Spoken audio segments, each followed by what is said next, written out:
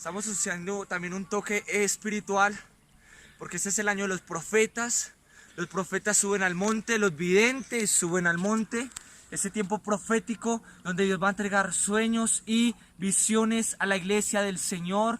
Es el tiempo espiritual donde el amado Dios va a entregar lo oculto a su pueblo. Esa unción que reposó sobre la tribu de Isaacar, el noveno hijo de Jacob.